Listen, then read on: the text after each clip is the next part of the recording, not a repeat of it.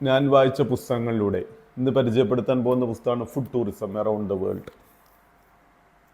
Michael ഹാലും Liz ഷാർപ്ലസും എഴുതിയ പുസ്തകം ആരൊക്കെയാണ് വായിച്ചിരിക്കേണ്ടതെന്ന് ആദ്യം പറയാം.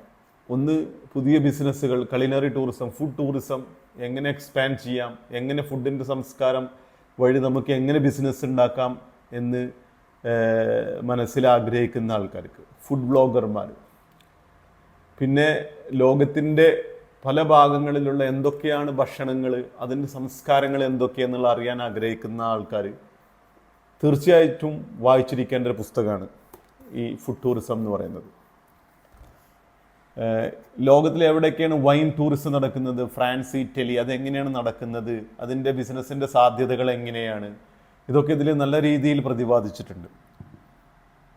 പൊതുവെ യാത്രക്കാർ അവരുടെ യാത്രയുടെ 25-35% വരെ പൈസ ചെലവഴിക്കുന്നത്, യാത്രയിലെ പൈസ ചെലവഴിക്കുന്നത് ഫുഡിന് വേണ്ടിയിട്ടാണ്. അതായത് നമ്മുടെ ഓഫ് കോഴ്സ് അവിടുത്തെ ആ നാട്ടിലെ രുചികൾ അറിയാൻ വേണ്ടിയിട്ടാണ്. അത് ഇതിൽ കറക്റ്റ് അതിൻ്റെ കണക്ക് പ്രകാരം പ്രതിപാദിച്ചൊരു പുസ്തകമാണിത്. ഓരോരോ രാജ്യങ്ങളിലുള്ള അവിടുത്തെ ഫുഡുകൾ എങ്ങനെയൊക്കെയാണ്, ആ ഫുഡും അവിടുത്തെ സംസ്കാരങ്ങളും അവിടുത്തെ ജനങ്ങളും തമ്മിലുള്ള ബന്ധങ്ങൾ എന്തൊക്കെയാണ് എന്നുള്ളത് വളരെ നല്ല രീതിയിൽ പ്രതിപാദിച്ചൊരു പുസ്തകമാണ്. നോർമൽ കേസിൽ പറയാൻ നമ്മൾ കലിനറി ടൂറിസം, ഫുഡ് ടൂറിസം എന്നൊക്കെ പറയും. ശരിക്കും രണ്ട് തരത്തിലുള്ള ടൂറിസമാണുള്ളത്. ഒന്ന് ഗാർമെറ്റ് ടൂറിസം, ഒന്ന് ഗ്യാസ്ട്രോണമി ടൂറിസം.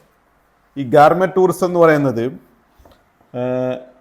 അവിടുത്തെ ആഡംബരം അല്ലെങ്കിൽ ഗുണനിലവാരം, അവിടെ സർവ് ചെയ്യുന്ന രീതി, അത് നല്ല ഷെഫ് അത് സർവ് ചെയ്യുന്ന രീതി, ഇതൊക്കെ വെച്ചിട്ട് നോക്കുന്നതാണ് ഈ ഗവർമെൻറ് ടൂറിസം എന്ന് പറയുന്നത്.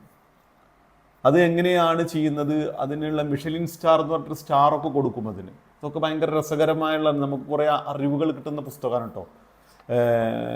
1900 കാലഘട്ടങ്ങളിലാണ് ആ ഒരു ഈ സ്റ്റാർ റേറ്റിംഗ് വന്നത്. അത് ഈ ഡ്രൈവർമാരുടെ ഇടയിൽ, നമ്മളവിടെയൊക്കെ ഉണ്ടല്ലോ ഡ്രൈവർമാരുടെ ഇടയിൽ നല്ല ഭക്ഷണം എവിടെ നിന്നാണ് കിട്ടുക എന്നുള്ളത്, അങ്ങനെ അത് അറിയുന്നതിന് വേണ്ടിയിട്ടുള്ള റേറ്റിംഗ് അങ്ങനെ തുടങ്ങിയതിന് മിഷലിൻ സ്റ്റാർ എന്ന് കൊടുക്കുന്ന റേറ്റ്. അപ്പോൾ അതിൽ 2-3 തരത്തിലുള്ള റേറ്റിംഗ് കൊടുക്കുന്നുണ്ട്. ഒന്ന്, വഴികളിലൂടെ പോകുമ്പോൾ ഏറ്റവും നല്ല ഭക്ഷണം കിട്ടുന്നത് എവിടെ, അതിനൊരു 1 സ്റ്റാർ. പിന്നെ നല്ല സെർവ് ചെയ്യുന്നത് എവിടെ, അതിന് 2 സ്റ്റാർ. പിന്നെ ഇതിന് വേണ്ടിയിട്ട് മാത്രം ആൾക്കാർ ട്രാവൽ ചെയ്ത് എത്തുന്ന സ്ഥലമുണ്ട് ഈ ഫുഡിൻ്റെ.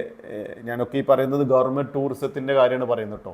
അതിൽ 3 സ്റ്റാർ അങ്ങനെ കൊടുക്കുന്നതാണ് മിഷലിൻ സ്റ്റാർ എന്ന് പറയുന്നത്. മിഷലിൻ എന്ന് പറയുന്നത് ഫ്രാൻസിലെ ഒരു ടയർ കമ്പനിയാണ്, അവരാണിത് തുടങ്ങിയത് ഈ സംഭവം. അതൊരു ടൂറിസം. അതേമാതിരിയുള്ളതാണ് ഗ്യാസ്ട്രോണമി ടൂറിസം. ഗ്യാസ്ട്രോണമി ടൂറിസം എന്ന് പറഞ്ഞാൽ ഒരു രാജ്യം അതിൻ്റെ ഫുഡ്